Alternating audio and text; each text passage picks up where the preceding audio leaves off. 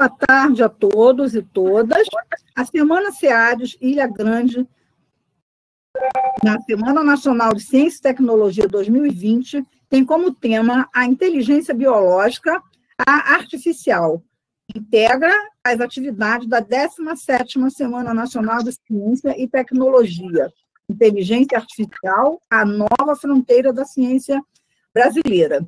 Nossa palestra de hoje tem como especialista convidada a doutora Georgia Pacheco Petras de Almeida, que vai nos falar sobre as abordagens biotecnológicas para a conservação de recursos genéticos vegetais. Ao final da palestra, nós colocaremos uma lista, um formulário para a inscrição dos que necessitarem de certificado de participação. Eu sou a professora Sônia Barbosa dos Santos, diretora do SEADES, e vou estar mediando a palestra juntamente com a minha colega coordenadora de extensão, doutora Marilene de Sá Cadei. Muito obrigado por vocês terem atendido ao nosso convite. Desejamos a Georgia uma excelente apresentação e nesse momento, nós passamos, então, a palavra para a doutora Georgia. Tenham uma excelente participação. Aproveitem bastante. Obrigada, Sônia. Queria te agradecer pelo convite, agradecer também à professora Marilene o convite para participar desse evento, né, tão significativo. Eu vou carregar minha apresentação aqui. Peço só um minuto, por favor.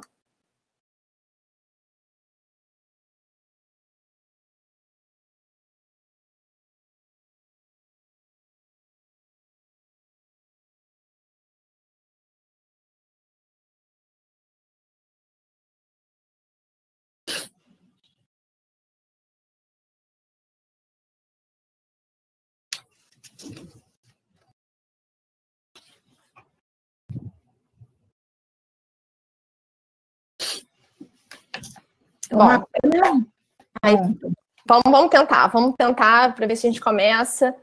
Peço desculpas a todos pela confusão, enfim, né, a gente está sujeito a esses problemas quando a gente depende da tecnologia. Como eu falei, eu tenho usado essa plataforma 2 vezes por semana nas últimas 6 semanas e nunca tive problema parecido, mas espero que eu tenha conseguido resolver. Bom, então, queria agradecer mais uma vez às professoras Sônia e Marilene pelo convite para participar desse evento. Eu fico muito feliz de poder falar de conservação nesse momento assim, tão delicado que a gente vem vivendo aqui no país, né, com tanta destruição provocada por essas queimadas que estão dizimando, né, os nossos biomas, a nossa biodiversidade. Eu sinto que, nesse momento, falar de conservação é fundamental. Mas eu também fiquei assim, um pouco receosa de juntar os temas, né, de conservação, de biodiversidade com inteligência artificial. Em princípio, eu pensei que são assuntos muito distantes, mas se a gente parar para pensar, não são assuntos tão distantes assim. Né? A inteligência artificial, ela é uma realidade hoje, né, e vem trazendo muitos benefícios. E eu acredito que para a área da biologia conservação, da biologia da conservação venha trazer ainda mais benefícios, né? Com um direcionamento um pouco maior das nossas ações conservacionistas. Então, vamos começar aqui. A gente vem vivendo hoje uma grande crise da biodiversidade no mundo. A gente tem enfrentado, né, um aumento muito grande da população, que tem levado ao uso extensivo dos recursos naturais. A gente chegou no momento limite, né? A gente está próximo do limite máximo de uso dos recursos naturais do planeta. Somado a isso, a gente tem ainda um quadro de intensa poluição e devastação de áreas, grandes áreas naturais, da produção de alimentos e pastagens para atender a essa população que cresce cada vez mais. E isso tudo vem levando a alterações climáticas drásticas, né, que estão não só alterando as condições, os regimes de chuva, de ventos, mas também mudando as características de solo de muitas áreas. E com isso, a produção de alimentos em si, ela vai mudando, fora também, né, a constituição da diversidade vegetal, especialmente desses locais, que nem sempre estão adaptadas, né, para todas essas mudanças. Então, o que a gente vem vendo é que nos últimos 40, 50 anos, vem aumentando muito o número de ações conservacionistas para tentar reverter esse quadro, né, de grandes perdas de diversidade biológica. Há mais ou menos 30 anos foi realizada aqui no Rio de Janeiro, né, a primeira grande convenção das Nações Unidas sobre Meio Ambiente e Desenvolvimento, a ECO 92, e nesse evento foi assinado um tratado, que é a Convenção da Diversidade Biológica, que é um tratado da ONU e que foi assinado e ratificado por praticamente todos os países do mundo, com exceção dos Estados Unidos, né, e de alguns pequenos países da Europa. E então esse tratado foi muito importante porque ele tem ainda, né, como objetivo a promoção da conservação da biodiversidade e o uso sustentável dos recursos naturais do nosso planeta. Que eu vou pedir para você, né, a CDB ela foi um marco, né, e já tem quase 30 anos. E aí, depois disso, alguns outros tratados foram assinados, né, por todos os países do mundo para auxiliar e promover maior conservação. Mais recentemente, foi criada uma estratégia global para a conservação de plantas, né, a chamada GSPC, que reúne um conjunto de metas e objetivos específicos para a conservação vegetal, e foi criada por um grupo de especialistas no mundo inteiro. E essa criação foi motivada a partir do momento que percebemos que havia um desconhecimento, né, sobre as espécies vegetais nos diferentes ecossistemas mundiais, comparado ao que se sabia sobre os animais. E aí, como é que a gente pode conservar, como é que a gente pode propor uma estratégia de conservação se a gente não sabe exatamente o que conservar, né? Então, a GSPC, ela estabeleceu um conjunto de 16 metas, que precisam ser cumpridas por seus países signatários. Então, essas 16 metas, elas têm validade até 2020, e elas se apoiam em 4 grandes pilares, que são o conhecimento, a conservação, o uso sustentável e a educação. E aí, como o foco aqui, né, da gente hoje é falar sobre a conservação, eu vou destacar as duas metas dessa GSPC, que são as metas 7 e 8. A meta 7 diz respeito à conservação in situ, dizendo que todos os países precisam tentar estabelecer pelo menos 75% das espécies ameaçadas em metodologias in situ. E a meta 8, que fala que pelo menos 75% das espécies vegetais ameaçadas precisam estar mantidas em métodos de conservação ex situ. E qual é a diferença, né, dessas duas grandes estratégias de conservação?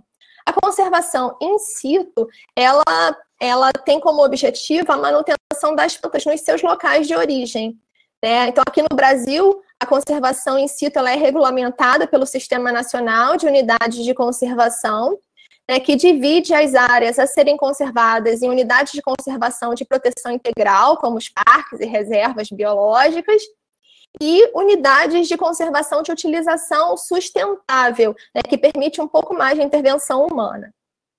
Por outro lado, os métodos de conservação ex situ abrangem todas essas alternativas de manutenção, né, de espécies fora dos seus ambientes de origem. E aí estão incluídas as coleções de campo, né, que são realizadas, por exemplo, nos jardins botânicos, os bancos de sementes, né, que é a principal forma de conservação de germoplasma ex situ, que é muito importante, é a principal forma usada no mundo inteiro, e também os métodos de conservação in vitro, né, que são o nosso objetivo aqui hoje.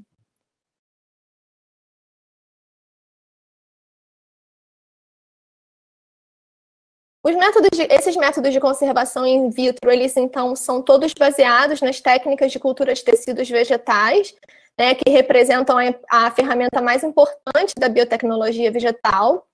E essas técnicas exploram a totipotência das células vegetais, que é a capacidade que todas as células vegetais têm de, mesmo diferenciadas e especializadas, serem capazes de se desdiferenciar, né, voltar a um estágio similar ao meristemático, ao embrionário, e redefinir os seus padrões de desenvolvimento, né, assumindo novas rotas de diferenciação.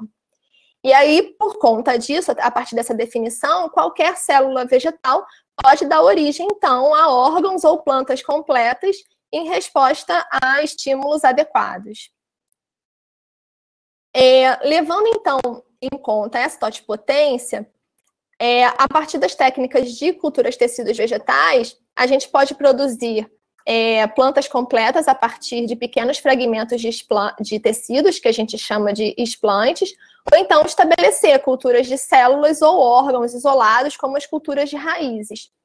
E essas culturas são todas mantidas em condições assépticas, né, inoculadas em meios de cultura, que fornecem todos os nutrientes que as plantas precisam, e também são mantidas sob regimes controlados de temperatura e luminosidade, que simulam, na grande maioria dos casos, as condições de campo.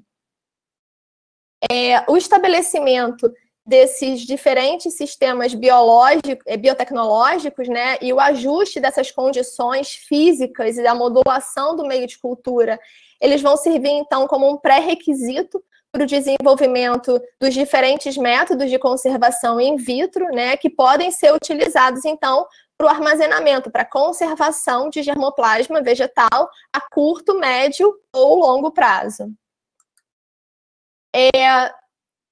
Nas metodologias em curto prazo, as plantas são mantidas nas condições padrão de cultura, que são essas que eu acabei de falar para vocês, que para espécies vegetais tropicais, por exemplo, seria em torno de 28 a 25 graus e fotoperíodo de 16 horas. E assim elas conseguem ser armazenadas por um período de mais ou menos 3 meses, sem a necessidade de subcultivos.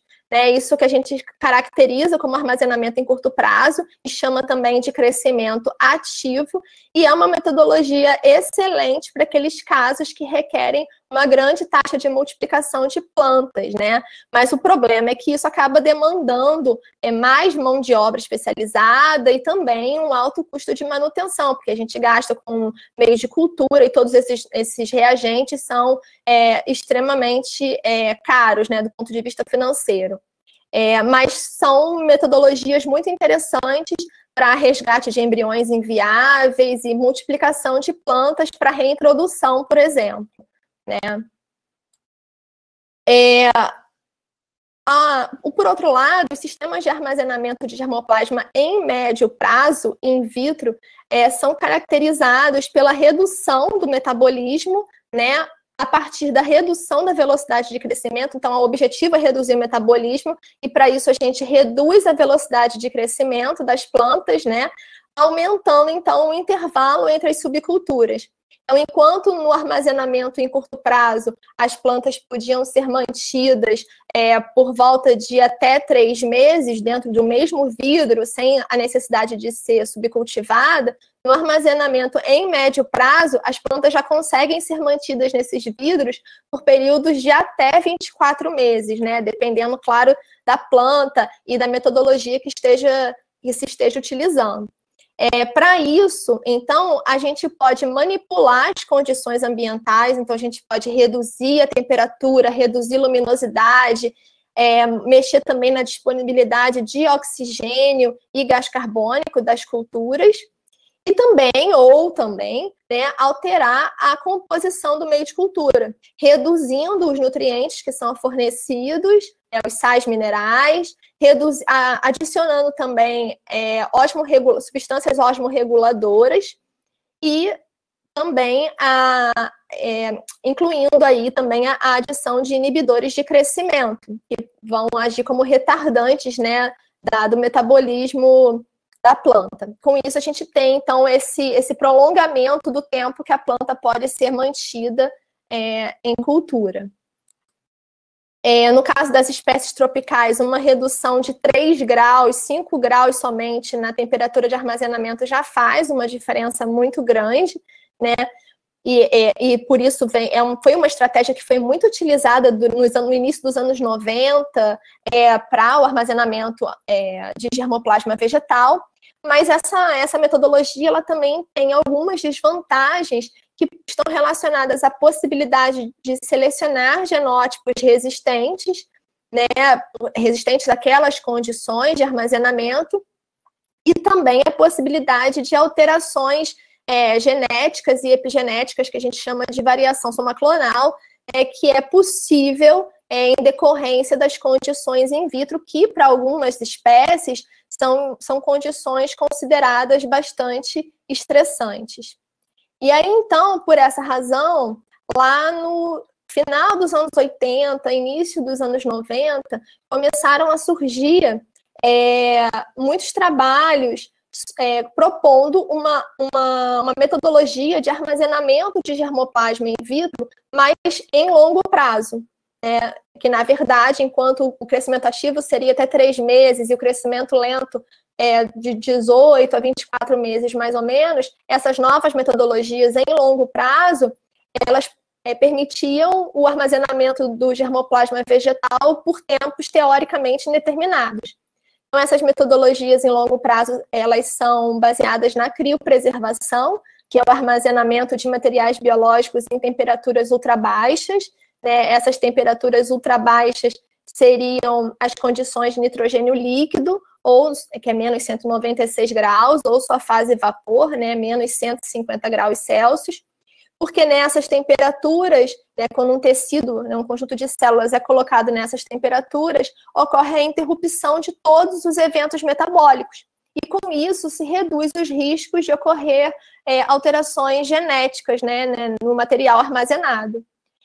Essa técnica tem duas vantagens muito significativas, além, obviamente, de mas reduzir consideravelmente o risco de mutações, que é ela ser feita em um espaço reduzido, porque as amostras são armazenadas em tanques de nitrogênio líquido, e de baixo custo, sendo necessário somente a reposição do nitrogênio. E aí, então, desde os anos 90, dos anos de 1990, vários protocolos foram surgindo, utilizando as técnicas de criopreservação para o armazenamento de espécies propagadas vegetativamente, espécies raras e ameaçadas, espécies que não produzem sementes consideradas ortodoxas, que são aquelas sementes que conseguem tolerar as condições de banco. Nem todas as espécies produzem esse tipo de semente, então, para essas espécies, o armazenamento em bancos de sementes era um problema considerável, então a criopreservação veio para ajudar nisso. E também para conservar produtos derivados da biotecnologia, linhagens celulares produtoras de substâncias bioativas, ou genótipos de elite, e entre outras opções. Então, essas técnicas de cultura de tecidos, elas foram, de criopreservação, elas começaram a ser bastante utilizadas inicialmente para embriões e sementes, e depois foram ampliadas para diversos tecidos vegetais. Então, hoje nós temos técnicas especializadas para armazenamento de meristemas, ápices caulinares, segmentos nodais, culturas de células, raízes, embriões e também sementes, E a gente tem também uma variedade de técnicas de criopreservação que foram desenvolvidas desde o início para cá, porque as células vegetais, elas têm um problema, que é uma grande quantidade de água no seu interior. E quando elas são, então, congeladas, quando elas são colocadas ali no nitrogênio líquido, o que acontece é que a água intracelular congela, e com isso ocorre a formação de cristais de gelo. E esses cristais de gelo, eles podem lesionar a membrana, e aí no momento que você retira o material do nitrogênio líquido, você não consegue recuperá-lo, Aquela célula já foi danificada e você não consegue recuperar aquele material. Então, existem diferentes técnicas que foram desenvolvidas desde os anos 90 para cá. As primeiras técnicas foram baseadas na observação do comportamento de espécies de clima temperado, né? Como é que essas espécies conseguiam tolerar aquelas condições de baixíssimas temperaturas, né? E aí foi visto que, na verdade, elas produzem ao longo do tempo substâncias que ajudam a controlar a viscosidade do citoplasma, então forçando a saída de água para o meio extracelular, que são com a produção de açúcares, né, principalmente, e também com a observação de que a redução gradual da temperatura provocava primeiro o congelamento, né, de fora, o congelamento do meio extracelular, e isso forçava também a saída da água do meio intracelular. Então, isso não danificava aqueles vegetais durante o inverno, e era possível, então, que a partir do momento que as temperaturas começassem a aumentar, essas espécies se recuperassem, né, daquele grande estresse provocado pelo frio. Lá no meu laboratório, né, do Núcleo de Biotecnologia Vegetal da UERJ, a gente vem trabalhando com criopreservação de espécies vegetais desde o meio dos anos 90, e a gente já desenvolveu uma série de protocolos para criopreservação de espécies vegetais. Alguns desses protocolos que estão sendo utilizados em bancos de armazenamento in vitro já para espécies nativas brasileiras. Então, é uma metodologia, assim, com alto potencial de aplicação. Mas o que a gente vê na criopreservação também, apesar, né, do sucesso que a gente vem tendo aí nos últimos 30 anos, é que é uma metodologia que tem várias questões que precisam ser observadas, né? Primeiro, em relação à complexidade técnica e biológica, então você precisa de uma série não de equipamentos, mas de uma expertise, digamos assim, né? E tem também as características genotípicas do material. Então, o que a gente vê frequentemente é que o protocolo estabelecido para uma espécie, ele não pode ser aplicado a espécies similares, às vezes espécies dentro de um mesmo gênero, né? Então, você precisa... A gente tem um exemplo desse lá no meu laboratório, assim, muito claro disso. A gente trabalha com um gênero que quase todas as espécies apresentam uma tolerância muito boa à criopreservação, com excelentes resultados, mas uma das espécies não é tão tolerante assim, e a gente tem estudado bastante, né, o que é possível fazer para melhorar a tolerância dessa espécie ao frio. Então, o componente genotípico, ele tem uma importância significativa aí no processo de desenvolvimento de técnicas de conservação in vitro, né, principalmente pela criopreservação. Além disso, existe a possibilidade dos danos causados pelas baixas temperaturas, e esses danos não são só pelos danos físicos, né, causados pelo congelamento da água intracelular, pelos cristais de gelo, mas também algumas condições do tratamento, dos protocolos de criopreservação podem gerar condições de estresse oxidativo que levam à formação de radicais livres, né, de espécies ativas de oxigênio, que podem causar uma série de danos, né, nos materiais vegetais. Então, esses danos precisam ser estudados e precisam ser minimizados, né, e é preciso que haja uma intervenção, muitas vezes em etapas específicas do protocolo. A questão da recuperação pós-resfriamento também é muito importante, porque algumas espécies precisam ser readaptadas aos poucos, né, às condições de cultura, sendo em relação à luminosidade ou à temperatura. E tem uma questão que é bastante significativa, que é a manutenção do nitrogênio líquido, né, que seria talvez o gasto maior em relação a esse processo, uma vez que os protocolos já tenham sido desenvolvidos. Para você manter um banco in vitro, é preciso que haja uma disponibilidade constante de nitrogênio líquido, e isso nem sempre é possível, né? Nos institutos internacionais onde a criopreservação é utilizada rotineiramente como forma de conservação, há uma disponibilidade constante, assim, equipamentos que captam, né, o nitrogênio do ar e transformam, então, em nitrogênio líquido para fornecer continuamente para esses bancos, né, para esses tanques de armazenamento. Mas, Por outro lado, né, existem muitas vantagens em relação a essa técnica que fazem com que ela seja considerada a principal técnica de conservação de germoplasma in vitro hoje, né, a técnica mais adequada, que é o fato de poder conservar um germoplasma por tempo indeterminado. Isso, sem dúvida, é muito importante, por ser um processo econômico em relação às outras técnicas, porque não demanda manipulação constante, né, do material conservado, a possibilidade de se armazenar, como eu falei, num espaço reduzido, né, num tanque de 70 litros de nitrogênio líquido é possível armazenar milhares de amostras vegetais, e também a proteção contra a contaminação, porque por mais que nos outros métodos, né, no crescimento ativo e no crescimento lento, a gente trabalhe com condições assépticas, é possível sempre que no momento que ocorre a manipulação, é possível que ocorra também uma contaminação por fungos, bactérias, enfim. E a partir do momento que o material está lá congelado no nitrogênio líquido, isso não acontece. Então, a criopreservação realmente assim, tem uma importância bastante significativa na área de conservação de germoplasma vegetal. Bom, então agora a minha ideia era falar um pouquinho sobre a situação dos bancos in vitro no Brasil e no mundo, né? A gente, apesar desse grande avanço que a gente vem tendo em relação às estratégias de conservação in vitro nos últimos 30, 40 anos, a utilização desses bancos in vitro no Brasil e no mundo ainda é muito incipiente, né? Infelizmente.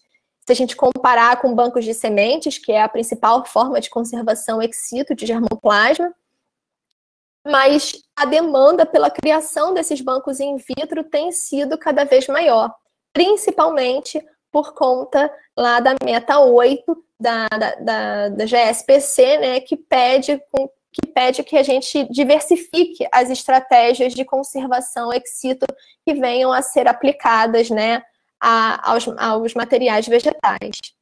Então, no Brasil, a conservação in vitro vem sendo desenvolvida por diferentes institutos de pesquisa e universidades, inclusive lá na UERJ, na Universidade do Estado do Rio de Janeiro, onde a gente trabalha, mas existe também um Banco Nacional de Conservação in Vitro, que fica localizado na unidade da Embrapa de Brasília, que é a Embrapa Recursos Genéticos e Biotecnologia. Esse banco ele foi inaugurado lá entre 2014 e 2015, e ele possui uma infraestrutura para o armazenamento de sementes, sim, mas também de plantas in vitro, plantas armazenadas em nitrogênio líquido, então seria um criobanco, e também amostras de DNA. Ela tem a capacidade para armazenar, por exemplo, até 750 mil amostras de tecidos vegetais, né? E nesse banco estão armazenadas, então, espécies nativas e exóticas, espécies de interesse agrícola, né? Então, são as nossas espécies cultivadas, e os seus parentes silvestres relacionados e populações tradicionais, né?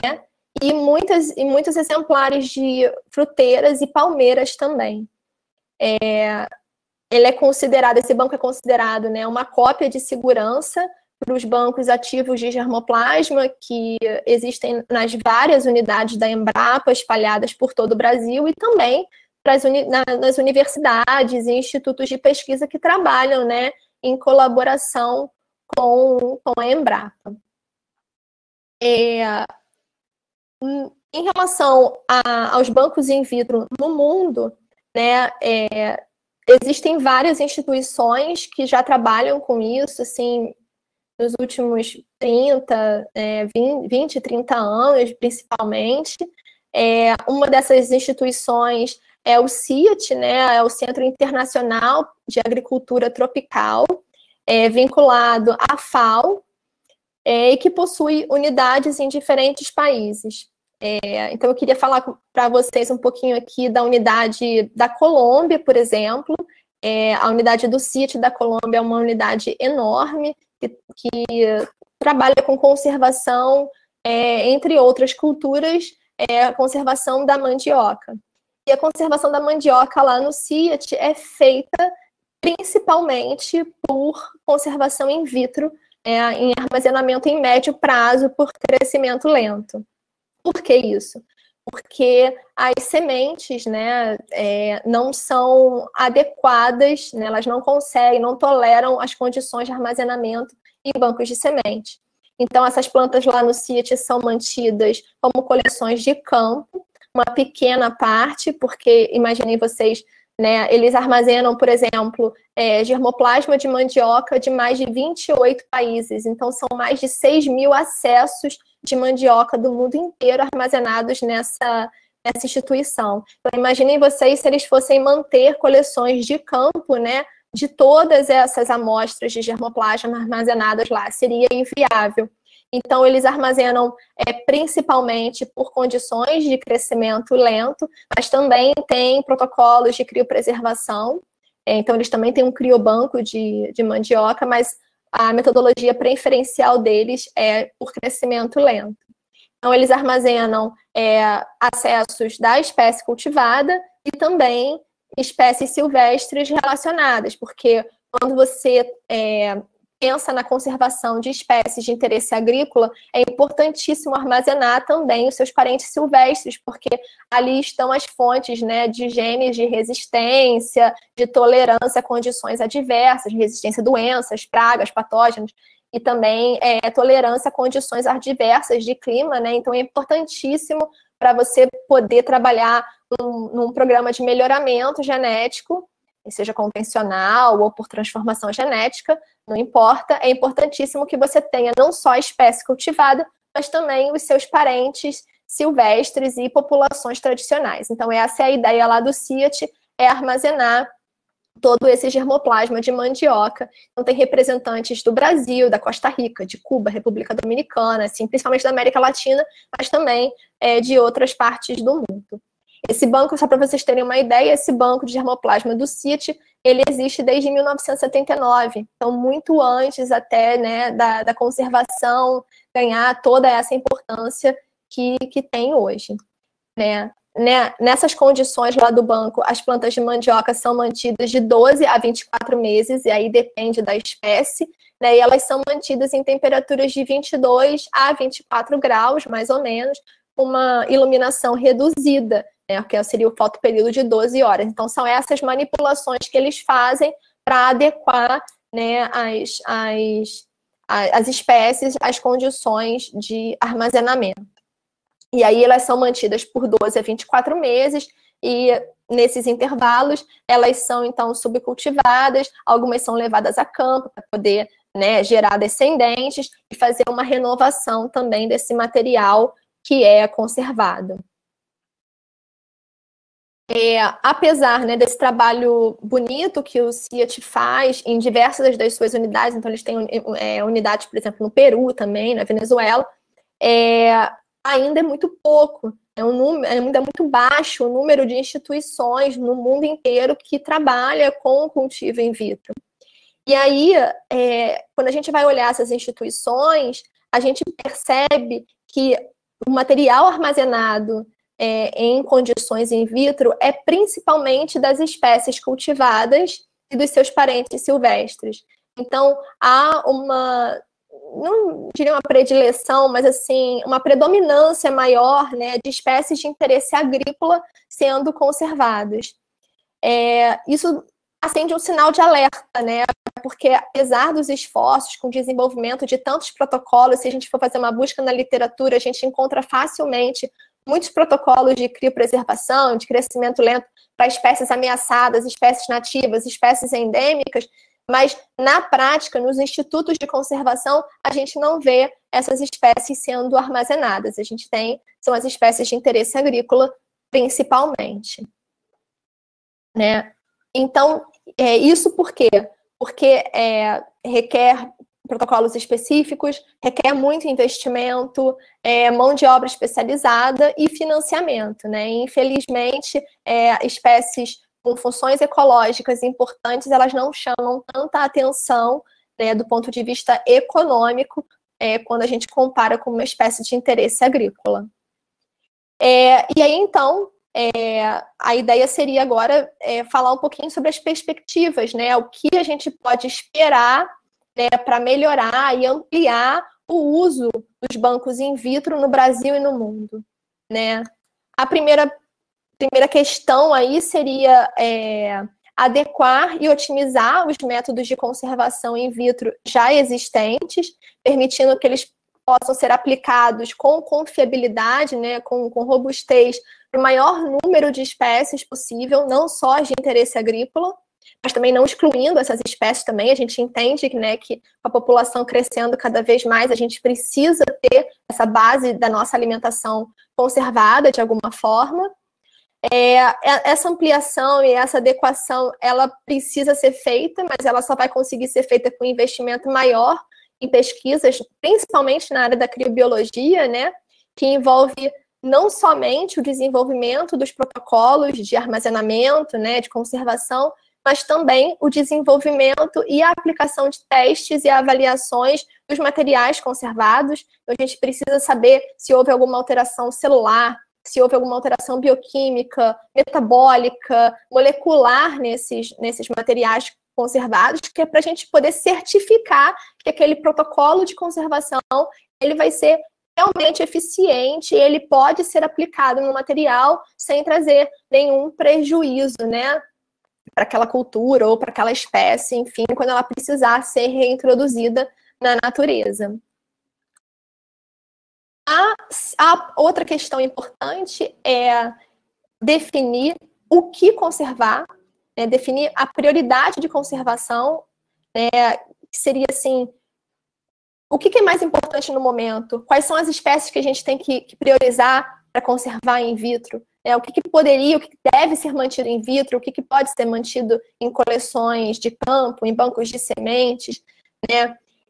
Se a gente pensar na primeira meta, na primeira parte das metas do GSPC, que se refere ao aumento do conhecimento acerca da diversidade vegetal, a gente pensa que, e o CNC Flora aqui no Brasil está fazendo isso de uma maneira brilhante, né, com um esforço sobre-humano, a gente vai ter, a gente já tem, né, e a tendência é que a gente vá ter um volume de dados muito grande sobre as espécies vegetais, sobre as nossas espécies vegetais, né, e que a gente precisa não só ter acesso a esses dados, mas também disponibilizar esses dados, né, trocar entre instituições e interpretar esses dados de uma maneira muito fácil e rápida, para que a gente possa definir as necessidades, né, as prioridades de conservação. E aí, nesse sentido, então, que entra a inteligência artificial. Algumas instituições já têm usado redes neurais artificiais que usam algoritmos para detectar padrões, por exemplo, e definir prioridades de conservação baseadas no status de conservação in situ, quer dizer, como que essas plantas são mantidas, elas estão em unidades de conservação, elas estão conservadas in situ, não estão, precisamos fazer alguma coisa com os exemplares que ainda existem, né? Conseguem ver também o número de amostras armazenadas em outros tipos de coleções ex situ, então, o que tem no jardim botânico, o que tem no banco de semente, é preciso diversificar, então vamos estabelecer metodologias in vitro para essas espécies.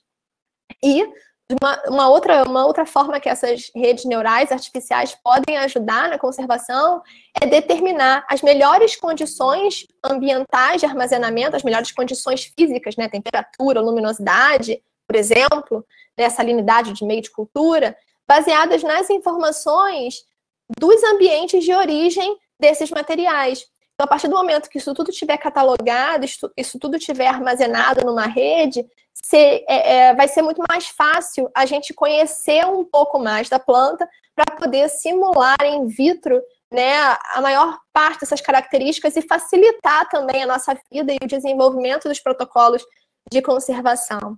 Né? Então, assim, já existem softwares hoje que fazem esse trabalho, mas a grande dificuldade deles é que eles exigem um conhecimento sobre algoritmos de programação, e aí quem trabalha com isso de fato, né, quem vai trabalhar, os pesquisadores que vão trabalhar, são agrônomos, são biólogos e desconhecem muitas vezes esses programas, mas recentemente já foram lançados 2 ou 3 softwares que não necessitam desse conhecimento de algoritmo de programação. Então, eu imagino que a tendência vai ser isso ser utilizado de uma maneira muito mais fácil no mundo inteiro, assim, mas ser muito mais difundido, né? E que vai facilitar muito a organização, a manutenção de bancos de germoplasma e também a definição das prioridades de conservação. E, por fim, a última questão, que seria como ampliar o uso de criobancos, principalmente, bancos in vitro, mas criobancos, principalmente no Brasil, né? Vamos olhar aqui para o nosso cenário para aumentar e diversificar as ações de conservação ex situ, né, baseadas lá na meta do GSPC, que prevê que pelo menos 75% das espécies de plantas nativas da flora estejam conservadas ex situ. É muita coisa, e a gente hoje não está nem perto, né, desse número. A conservação ex situ no Brasil hoje ela é feita basicamente, como eu falei, por bancos de sementes e coleções vivas nos 36 jardins botânicos do Brasil, e pouquíssimas dessas instituições possuem coleções in vitro, né, ou criobancos.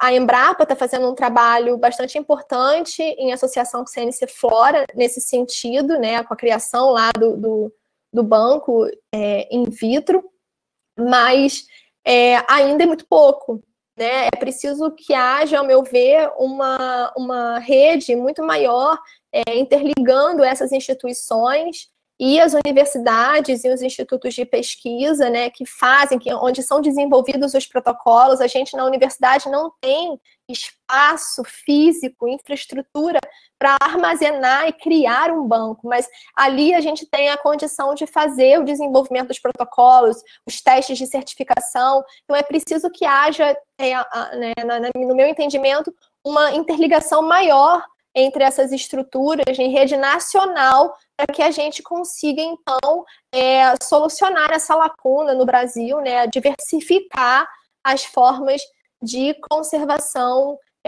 de germoplasma vegetal ex situ, ampliando o uso de bancos in vitro e criobancos aqui no nosso país. Então, eu acho que eu não posso me prolongar mais. Eu agradeço mais uma vez a oportunidade.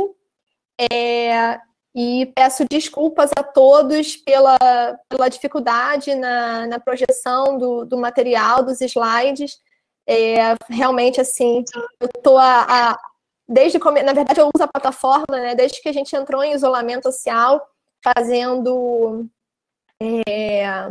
reuniões, apresentações, defesas de tese, estou dando aula já há 4 semanas, utilizando a plataforma, e nunca tinha acontecido essa questão da dificuldade de subir a apresentação. Então, eu espero que eu possa ter, apesar disso, ter contribuído um pouco com o evento, e agradeço mais uma vez a oportunidade. Olá, Georgia. Muito interessante a sua palestra, apesar de não ter diapositivo. Lembrando que, antigamente, a gente dava aula assim, né? Exatamente. Não existia aparelhos de projeção. Era quadro negro, giz e olhe lá. Depois veio o projetor de slide, né? Primeiro de carrinho, depois de carrossel, depois o retroprojetor. O retroprojetor. Eu peguei todas as etapas. Então, não ter PPT, para mim, não me abala. Eu dou aula, palestra, claro que às vezes a ilustração ajuda, mas também, assim, ilustração sem conteúdo não adianta. Sim, claro. A gente consegue resolver. As imagens são bonitas, as imagens dos vidros, né? Assim, são imagens realmente bonitas, mas, infelizmente, não tem como. Convida depois para fazer outra palestra no âmbito da nossa roda de conversas. Ótimo. Conta. Mas eu achei muito interessante as coisas que você apresentou, especialmente quando você fala dos bancos, né? Porque manter bancos de dados é uma coisa muito cara. Como é a situação antes da gente perguntar, passar para o chat, que eu acredito que deva ter pergunta, né, Marilene? Como é que é essa questão do financiamento para a manutenção desses bancos e da proteção desses bancos? Porque um banco, de certa forma, é um museu, né? E desde que o Museu Nacional pegou fogo, outros museus aí pelo Brasil afora, isso é um motivo de grande preocupação. Como está essa situação? Essa é uma questão interessante, Sônia. Vou dar um exemplo. Ele não é um exemplo de banco in vitro, mas é um exemplo da questão da segurança. Na Síria, existia um banco de sementes importante, com armazenamento das cultivares, né, das espécies cultivadas ali naquele país. E eu não sei se vocês sabem, mas recentemente, né, há 12 anos atrás, foi criado um banco de sementes global que fica na Noruega. Ele é considerado uma arca de Noé, né, de sementes. Então, os países signatários, eles podem enviar amostras de sementes, né, seria um backup, né, uma duplicidade, né, uma duplicação das espécies armazenadas nos seus bancos nacionais, que são levadas lá para a Noruega e são mantidas lá. E a Síria tinha enviado amostras para esse banco na Noruega. Num dos bombardeios que atingiu a cidade de Alepo, o banco de sementes da Síria foi totalmente destruído. Então, foram perdidas todas as amostras de sementes armazenadas ali. E agora, no ano passado, né, na tentativa de reconstrução do país, que eles estão, né, assim, lutando muito para isso, eles então solicitaram à Noruega o reenvio das amostras de sementes para que eles pudessem tentar reativar os bancos agrícolas, né? E aí, então, estão refazendo as sementes para poder mandar de volta para a Noruega, enquanto o banco da Síria não é reconstruído. Então, a questão da segurança, ela é fundamental, né? Porque, assim, são bancos, são estruturas físicas que estão expostas a fenômenos, né, naturais. Ali foi um bombardeio, não foi um fenômeno natural, claro, mas poderia ser um terremoto, um tsunami ou qualquer coisa parecida, né? E aí esse banco na Noruega, ele foi escolhido justamente por isso. Ele é numa altitude bastante elevada, numa região que não tem atividade sísmica, né? Então é teoricamente protegido desses fenômenos naturais. A questão do financiamento, vou falar em relação ao Banco Nacional, que é o banco da Embrapa, né? Ele é mantido com verbas federais. Né, a gente não tem parcerias privadas que auxiliam, né, na manutenção dessas estruturas. Então, é uma verba federal e que está sujeita aos cortes, né, assim como as nossas verbas de pesquisa vêm sendo cortadas, né, e é aquela luta, né, anual de sobrevivência. Marilene, agora, muito obrigado, Georgia. Isso é um tema realmente preocupante, né? O acervo, né, cultural e as sementes, elas estão associadas a uma questão cultural também, né? Sim, exatamente. E por isso que é muito importante a ideia de diversificar a estratégia de conservação, ela é importante por conta disso, porque aí você tem a planta armazenada no jardim botânico, né, como planta viva, o banco de semente que fica num outro estado, o banco in vitro que fica num outro local. Então, e você tem, assim, amostras, né, em semente, em planta in vitro, em planta de campo, fora o que está na natureza, que também tem que ser conservado, né? As estratégias, elas são complementares, uma não anula a outra. Né? Então, é importantíssimo que a gente tenha essa variedade de estratégias para permitir que, no momento de desespero ou que alguma coisa se perdeu, a gente tenha onde recuperar. Pergunta do chat. Sim, olha só, Georgia, muito obrigado, foi excelente, aprendi uma série de coisas, né? Foi muito boa mesmo a apresentação. E aí, eu andei olhando aqui, na verdade, nós temos elogios, mas não temos perguntas no nosso chat. Mas eu tenho uma que eu fiquei pensando enquanto você falava, que é o seguinte: eu não tenho dúvida da importância dos bancos, de toda essas técnicas para conservação. Mas, em relação aos bancos, eu queria te perguntar uma coisa. De certo modo, esses bancos podem facilitar a biopirataria? Podem. Quer dizer, no sentido que você levar de um lugar para o outro uma amostra em tamanho reduzido, porque eu não consegui mostrar a imagem, né, mas as plantas são mantidas in vitro em tamanhos reduzidos, né? Então, é possível, sim, que a pessoa saia com uma amostrazinha, não em relação à criopreservação, porque ninguém vai sair aí andando com nitrogênio líquido, mas a planta in vitro é possível, sim. Você levar um tubo de ensaio pequeno ou um vidrinho pequeno, desses de comida de bebê, né, em tamanho bem reduzido, a pessoa coloca ali, se não houver uma fiscalização eficaz, né, nas fronteiras, é possível, sim, que leve de um lugar para o outro. Da mesma forma como também a gente vê, né, que a pessoa sai com muda inteira, arranca da floresta, animais, né, dentro de caixas, né, carregando de um lado para o outro. Então, é possível, sim. A questão, essa é uma outra questão importante, porque é uma vantagem da cultura, uma das vantagens da cultura in vitro é justamente permitir o intercâmbio de materiais. Porque como o material ali naquele ambiente in vitro, ele está num ambiente asséptico, você não tem necessidades, você está garantindo a asepsia daquele material, então você não estaria levando bactérias e vírus, que é um problema quando você leva material biológico de um lugar para o outro, né? Então, tem essa vantagem da permissão de intercâmbio de germoplasma. Claro que tudo pode ser levado para o bem e para o mal, né? Pode ser usado, sim, como uma forma de biopirataria. Aí é uma questão de fiscalização tanto dos bancos, da onde eles saem, o controle, né, do material que está ali dentro, e também da fiscalização de fronteiras. Ok. Nós temos uma pergunta aqui da Marcela Gomes. A Marcela Gomes quer saber qual o impacto dessas queimadas no Cerrado, por exemplo, em relação à conservação de recursos genéticos in vitro. O Cerrado brasileiro, ele é um bioma, assim, muito, muito especial, né? Muito rico em termos de diversidade vegetal. A gente já vinha sofrendo, eu trabalhei durante muito tempo, ainda trabalho com espécies do Cerrado, então a gente já vinha sofrendo, assim, uma perda muito grande de diversidade genética ali, por conta do uso das áreas para pastagem, para plantação de soja, principalmente. Então a gente estava desaparecendo muitas espécies que a gente já não encontrava mais nos locais de coleta, né, antigos. E aí agora, com essas queimadas, a gente tem uma redução bastante considerável.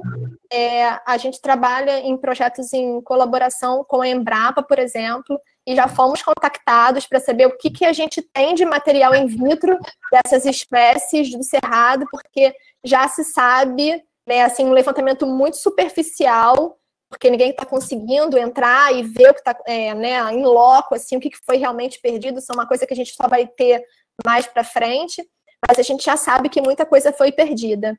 Então, a gente tem, assim, o banco in vitro hoje, né, assim como o banco de sementes, ele é uma opção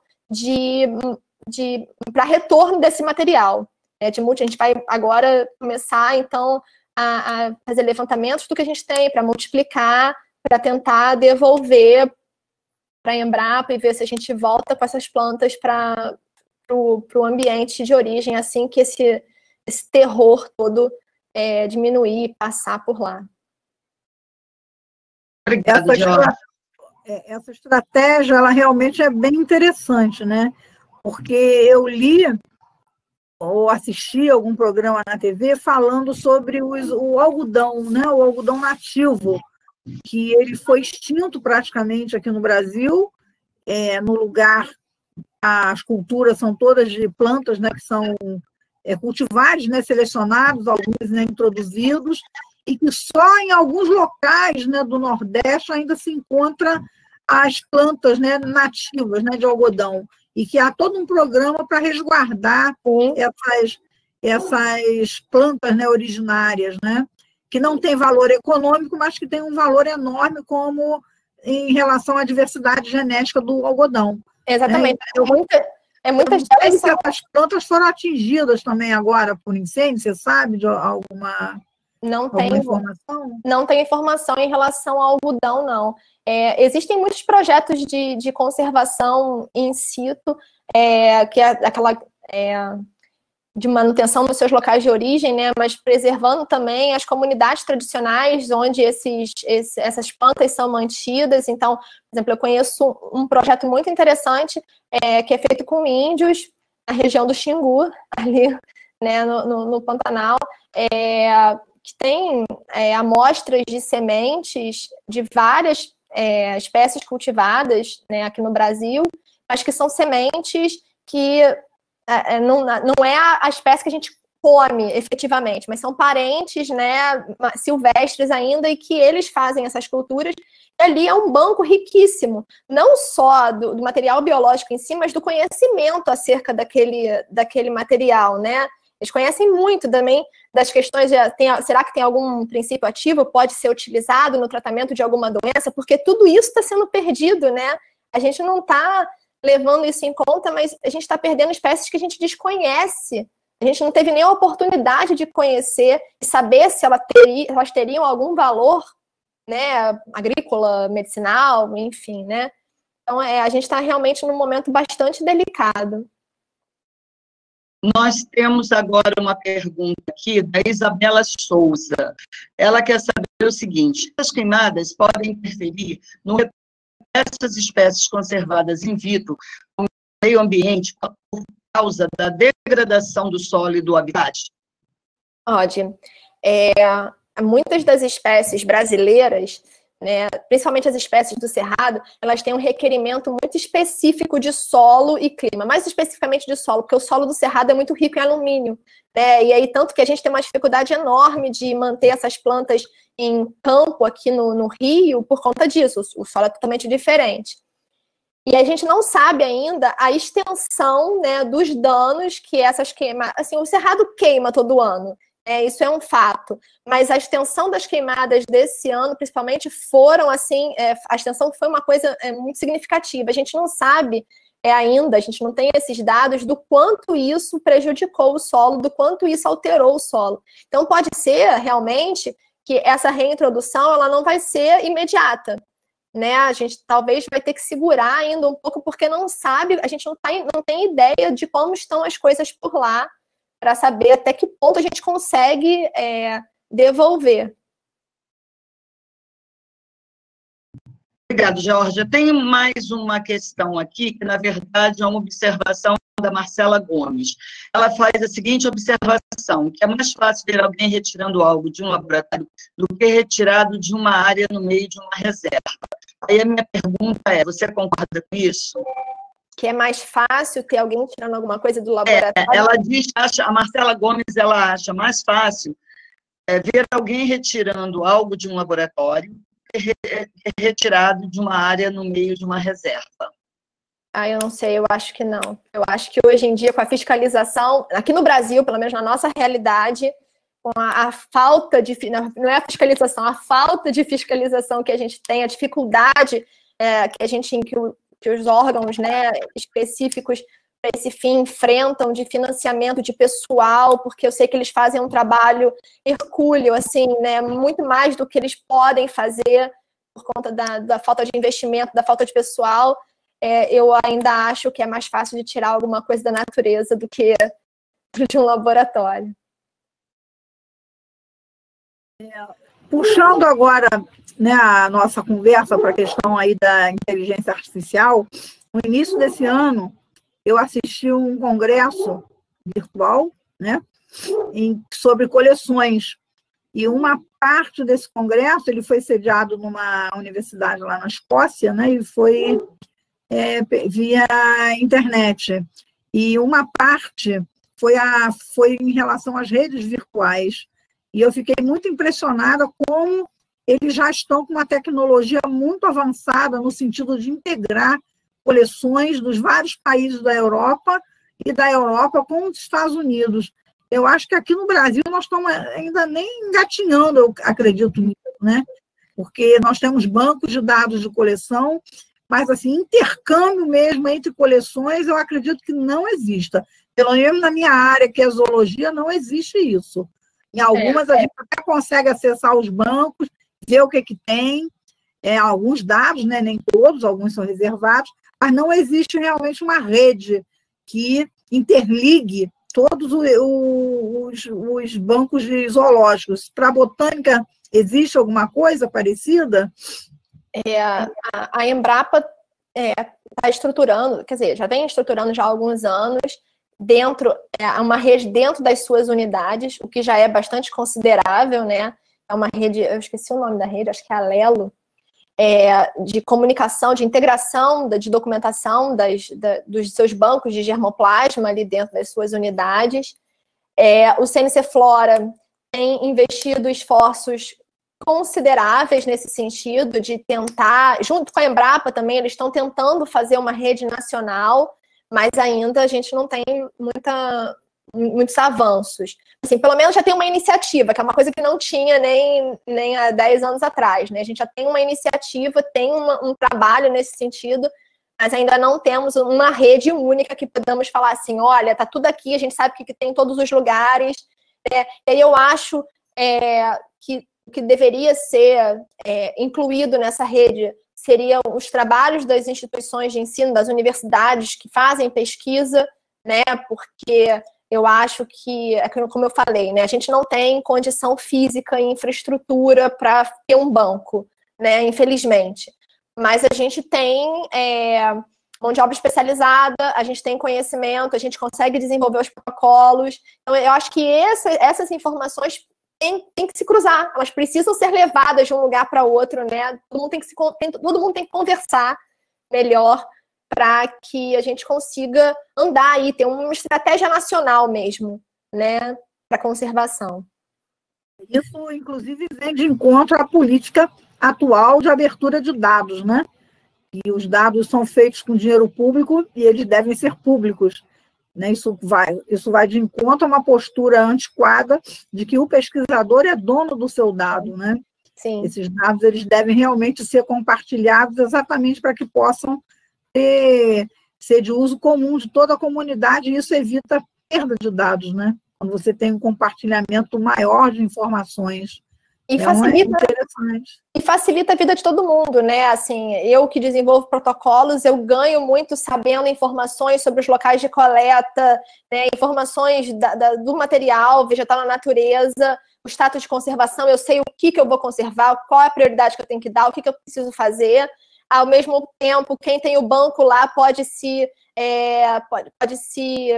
beneficiar com o protocolo que eu desenvolvi lá na UERJ. Então, assim, né, essa troca de informações é muito válida, todo mundo ganha com isso, né? Muito bom.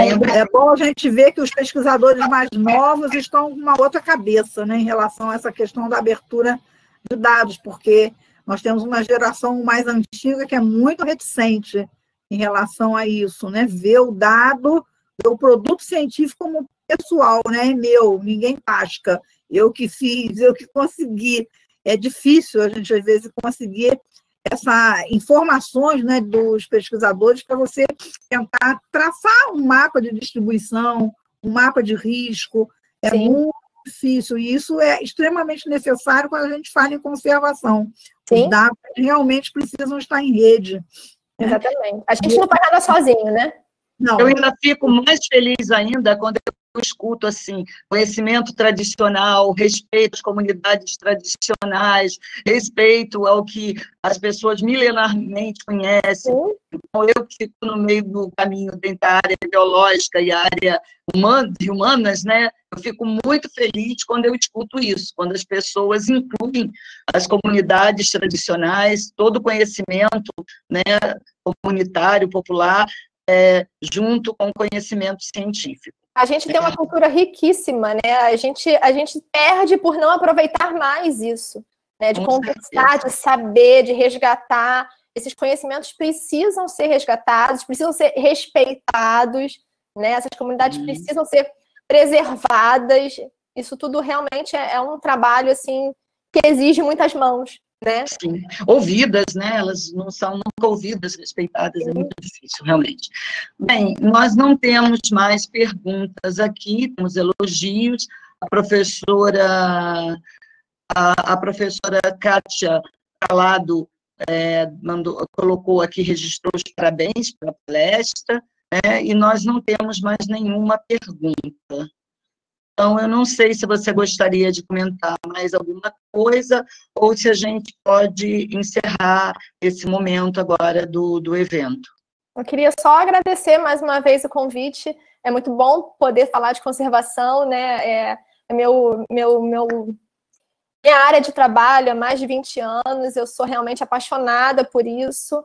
A gente vem fazendo um trabalho assim de formiguinha, com todas as dificuldades, mas é importante, a gente precisa falar, então eu agradeço a oportunidade de falar, peço desculpas mais uma vez pela dificuldade da projeção, né, dos slides, mas é isso, eu acho que o conhecimento é importante, o teor, né, o conteúdo tentei passar da melhor forma possível.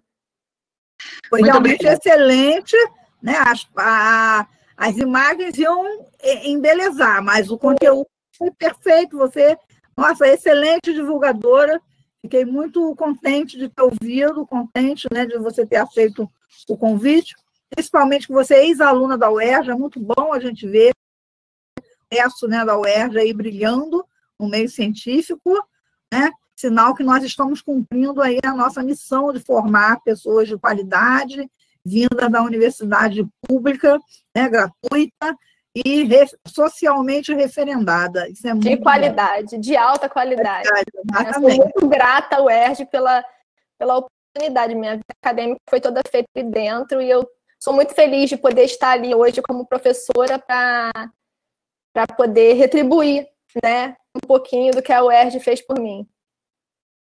Eu queria aproveitar, então, como eu já agradeci a Geórgia várias vezes, né, vou continuar agradecendo, viu? Obrigada, Geórgia. Eu queria aproveitar para convidar todos e todas para a nossa próxima palestra, às 19 horas, desculpe, que será com a professora Marisa Maria Deia, sobre as estratégias da inteligência corporal para se adaptar ao ambiente. Então, é o nosso novo tema.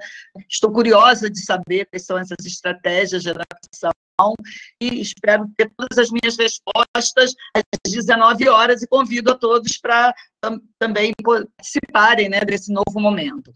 Obrigada, Geórgia. Obrigada, Sônia. Estamos aí, antes de nós darmos tchau para todos, estão aí divulgados na tela as nossas mídias sociais, né, o nosso endereço, e a página, né, do SEADES, a nossa rádio, nós temos uma rádio, ela tem programas, qualquer hora vamos entrevistar a Geórgia, e que dá para fazer pela internet a entrevista, a Kátia já foi entrevistada, já está lá na rádio. E o nosso Instagram, tá? Sigam, acompanhem para tomarem conhecimento dos trabalhos que a gente desenvolve lá no SEADES. E se inscrevam no canal, se inscreveu. E muito obrigada a todos pela assistência, pelas perguntas, que enriquecem, né, a apresentação. Uma boa tarde a todos. E até a noite. Até a noite, aproveitem o programa da Semana Nacional de Ciência e Tecnologia, que está bem variado, né? Tem programação manhã, tarde,